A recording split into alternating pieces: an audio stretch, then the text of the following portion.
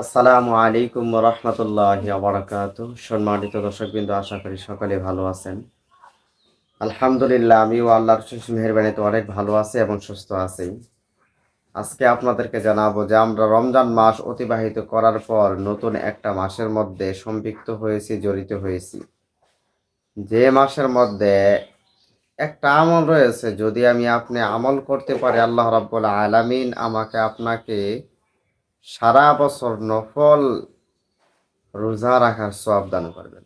সুবহানাল্লাহ। তো সম্মানিত ভিউয়ার্স, সেই আমলটা কি সেটা আমরা নিজেরা জানবো এবং অপর মুসলমান ভাইদেরকে জানানোর জন্য, অবগত করার জন্য ভিডিওটি ইনশাআল্লাহ শেয়ার করার চেষ্টা করব। আর লাইক কমেন্ট করা ইনশাআল্লাহ যথাযথ চেষ্টা করব। চলুন তাহলে সেই আমলটি আমরা কিভাবে করতে পারি শুরু করি। আর হ্যাঁ বন্ধুরা, শুরু করার আগে আপনাদের কাছে ছোট্ট একটা রিকোয়েস্ট করছি, আপনি যদি আমার এই চ্যানেলে নতুন হয়ে থাকেন তাহলে এরকম নিত্য নতুন ইসলামিক ভিডিও পেতে চ্যানেলটিকে সাবস্ক্রাইব করবেন এবং পাশে থাকা বেল আইকনটি অন করে দিবেন। তো ভিউয়ার্স, আমলটি হচ্ছে রাসূল সাল্লাল্লাহু আলাইহি ওয়াসাল্লামের হাদিস থেকে আমরা শুনতে পাই, যদি কোনো ব্যক্তি শাওয়াল মাসে ৬টি রোজা রাখে, আল্লাহ রাব্বুল আলামিন তাকে সারা বছর নফল রোজা রাখার সওয়াব দান করবেন। সুবহানাল্লাহ। আল্লাহ রাব্বুল আলামিন আপনাকে সারা বছর নফল রোজা রাখার সওয়াব দান করবেন যদি আপনি মাত্র শাওয়াল মাসে ৬টি রোজা যদি রাখতে পারি।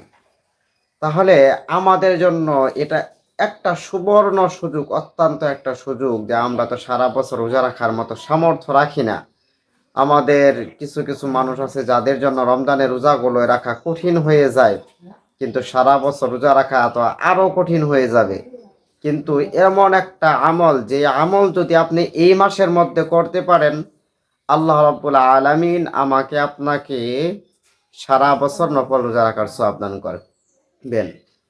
কিন্তু রোজাগুলো রাখতে হবে রমজানের রোজা যেইভাবে রাখছি, রোজা রাখা অবস্থায় যেই ধরনের পাপাচার অন্যায় থেকে বিরত ছিলাম, ঠিক তদুরূপভাবেই এই রোজাগুলো রাখা অবস্থায় আমাদেরকে অবশ্যই অবশ্যই ওই সমস্ত অন্যায়, অবিচার, গীবত, পরনিন্দা থেকে বিরত থাকতে হবে। আর আজকের ভিডিওটি এ পর্যন্তই ছিল।